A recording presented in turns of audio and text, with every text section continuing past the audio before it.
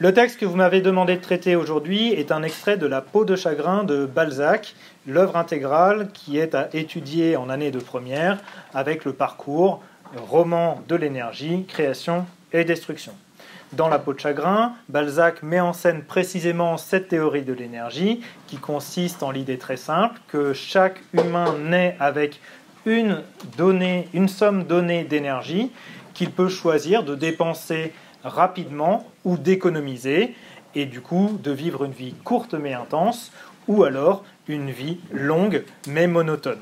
Le personnage principal, Raphaël, lui servira d'exemple pour illustrer précisément cette théorie. Dans l'extrait que nous avons à étudier, issu du chapitre 2, La femme sans cœur, Raphaël est confronté pour la première fois à Féodora, la femme du monde, qu'il va essayer de séduire, autant pour des raisons amoureuses que financières.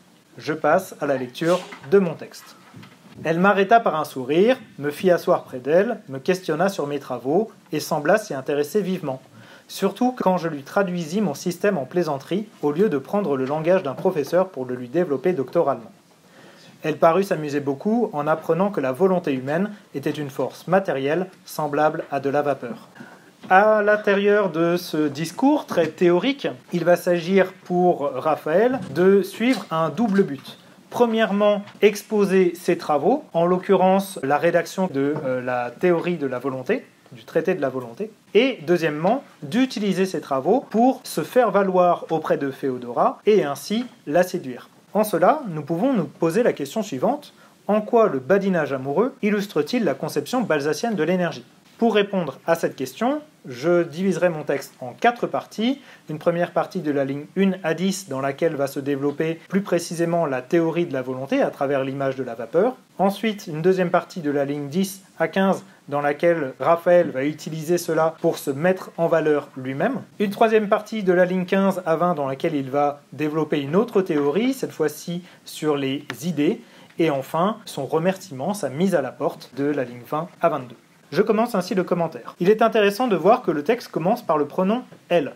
Pronom qui est sujet, c'est ici Féodora qui va diriger l'action. A l'inverse, le pronom « objet », M', puis « me », ligne 1 aussi, représentant Raphaël, va montrer pour le coup sa position d'objet puisqu'il occupe ici la fonction de COD. Ici, il va s'agir pour Féodora de mettre en place un système de badinage amoureux, un système de séduction à travers le sourire, la proximité physique et l'intérêt qu'elle va porter à son invité. Cet intérêt va se trouver accentué par l'adverbe vivement, mais en même temps, on peut commencer à émettre un doute sur l'intérêt réel de ce personnage, dont on sait qu'elle est la femme du monde, dont on sait qu'elle organise une fête avec de nombreux invités, et ce doute va être porté par le verbe sembler à la ligne 2.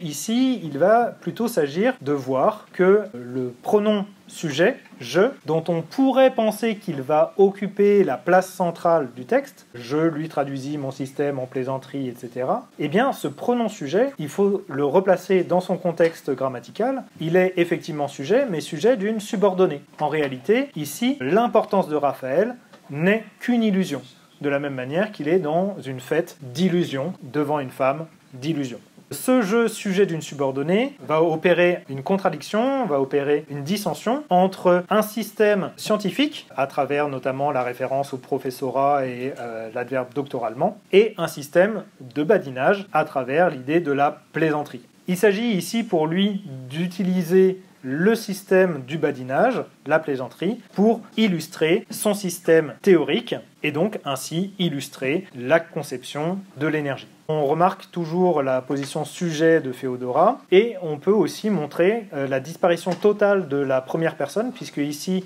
on a à nouveau un pronom COD mais ici il s'agit d'un verbe pronominal donc le pronom représente aussi Féodora. Dans toute cette deuxième phrase, Raphaël est complètement absent en termes de pronom. On garde toujours cette idée de paraître à travers le verbe, elle parut, et on continue le système d'exposé de Raphaël de Valentin à travers un système d'analogie. La volonté humaine est une force matérielle semblable à la vapeur. L'intérêt du choix de la vapeur est que précisément cet élément va synthétiser le paradoxe représenté par la définition qui précède. En effet, la volonté comme la vapeur est immatérielle, on ne peut pas véritablement toucher la vapeur, mais en même temps, la vapeur est bien une force matérielle puisqu'elle permet de déplacer des machines. On est évidemment toujours dans le contexte de la révolution industrielle.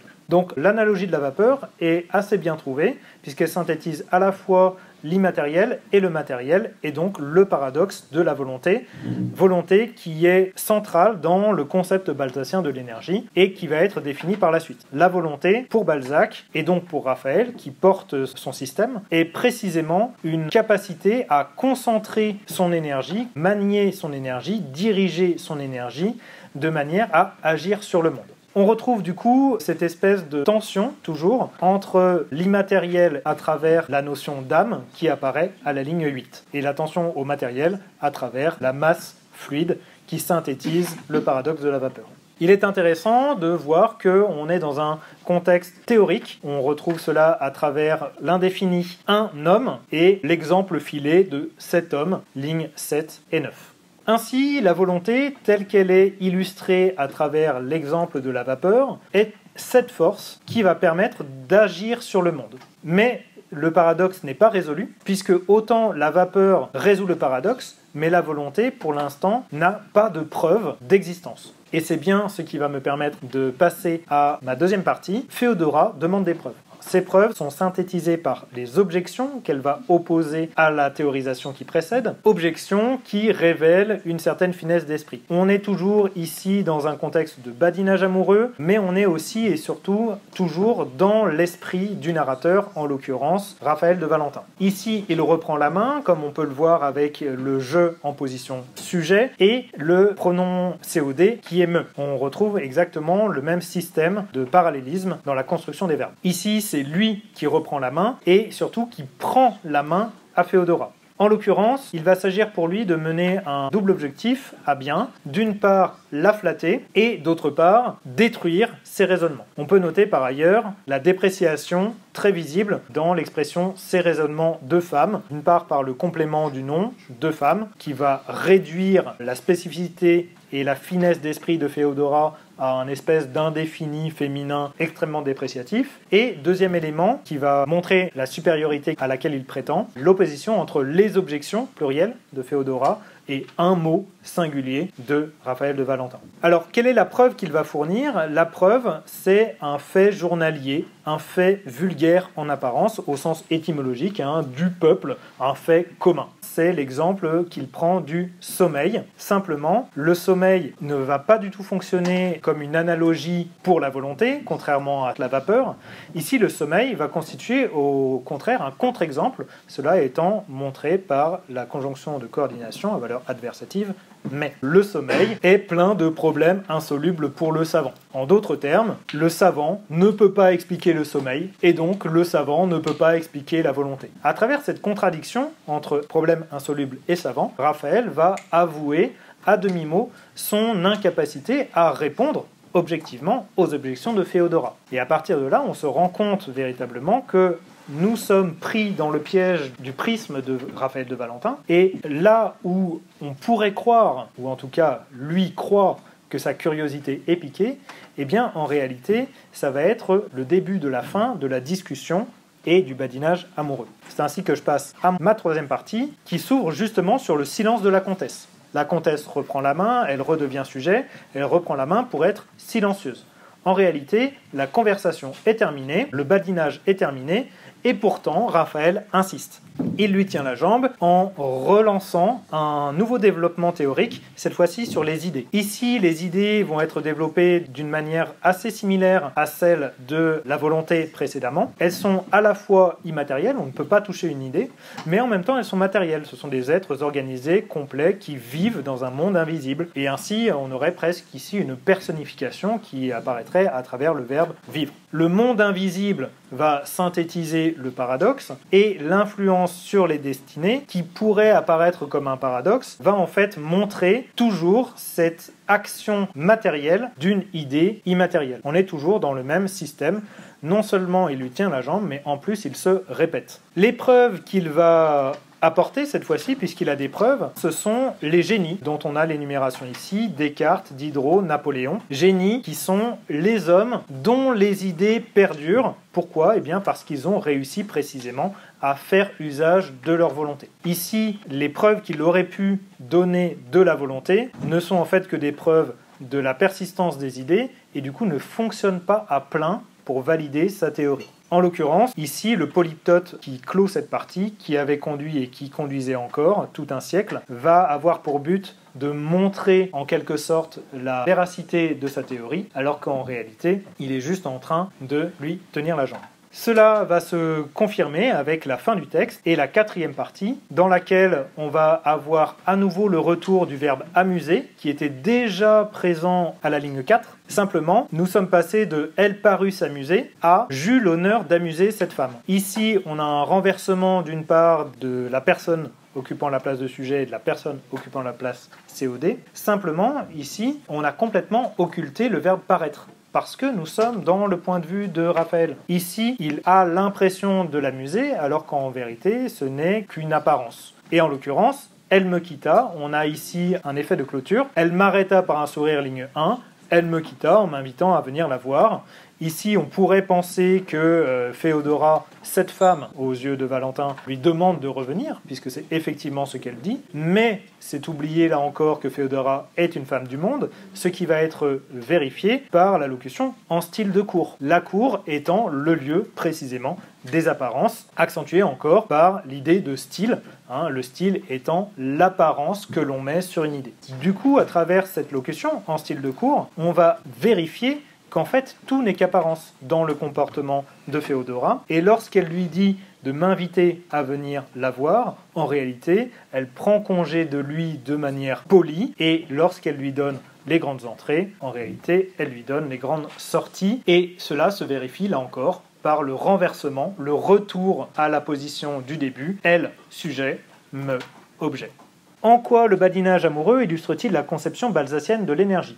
Pour répondre à cette question, nous avons vu tout d'abord, à l'intérieur de ce texte, qu'il y avait la mise en place d'une modélisation théorique de la volonté et des idées comme des forces matérielles agissant. Tout cela est essentiellement caractéristique des grands hommes, dont on a quelques exemples dans le texte, et c'est précisément ce que Balzac, dans ses traités théoriques, dans sa correspondance, appelle le génie et tente de rattacher à la science de la mégalanthropogenèse, la science de la création des grands hommes. Cette modélisation théorique est intégrée dans notre texte à un discours amoureux visant à faire valoir celui qui parle, Raphaël, tout en distrayant celle qui écoute, Féodora. Et en ce sens, on est assez proche du système que Fontenelle mettra en scène dans les entretiens sur la pluralité des mondes, où un savant fait passer des informations scientifiques sur l'univers afin de séduire, là encore, une comtesse. Simplement, ici, il s'agit d'un échec de la pratique. En réalité, si la théorie pourrait fonctionner, même si on a vu qu'elle a des limites, la pratique, elle, ne suit pas. Tout n'est qu'apparence, car tout n'est précisément que badinage. La position dominante de Raphaël n'est qu'une illusion, et il confond finalement une mise à la porte polie et une victoire. Il n'est pas souvent le sujet, et il est plutôt l'objet du texte, tant grammaticalement que sémantiquement. En définitive, le badinage amoureux illustre la conception balzacienne de l'énergie en ce qu'il propose une modélisation théorique et un exemple pratique d'épuisement infructueux de l'énergie amoureuse. On pourrait, avec Gérard Gingembre, conclure en montrant qu'on meurt de ne pas savoir articuler une pratique à la théorie dans la peau de chagrin. Je passe ainsi à la question de grammaire. Vous m'avez demandé de traiter de la subordination, lignes 15 à 20. Dans cette longue phrase, nous pouvons tout d'abord repérer ce que l'on sait introduire des subordonnés. En l'occurrence, nous repérons des pronoms relatifs de manière certaine, qui, présent 3 fois. Nous pouvons repérer par ailleurs le mot que, dont il faudra déterminer s'il est pronom relatif ou conjonction de subordination. De la même manière, nous avons un dernier cas dont on sait de manière certaine qu'il est une conjonction de subordination. Il s'agit du mot quand. Je traiterai du coup tout d'abord les propositions subordonnées relatives, qui vivaient dans un monde invisible, qui avait conduit, qui conduisait encore tout un siècle. Toutes ces propositions, puisqu'elles sont introduites par des pronoms relatifs, sont forcément des relatives.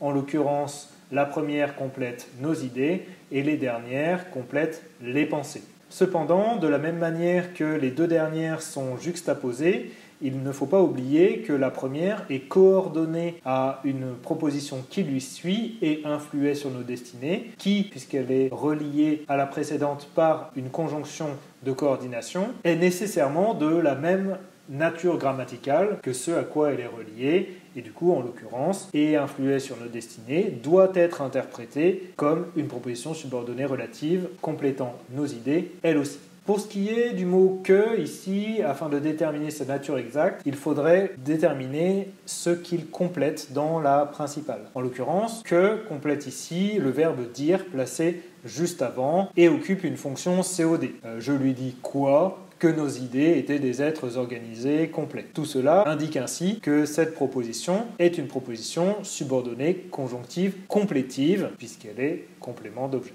Pour ce qui est de la conjonction de subordination quand, pour le coup, elle est relativement transparente puisqu'elle permet de donner une indication de temps par rapport à la principale, la comtesse resta un instant silencieuse. Ici, quand je lui dis, est donc une proposition subordonnée, conjonctive, circonstancielle de temps. Enfin, il ne faudrait pas oublier le gérondif en lui citant, qui possède un COD, en lui citant quoi ? Les pensées. Ainsi, ce gérondif occupe bel et bien une fonction verbale en répondant à la question de quelle manière. Il s'agirait ainsi d'une proposition participiale, conjonctive, circonstancielle de manière.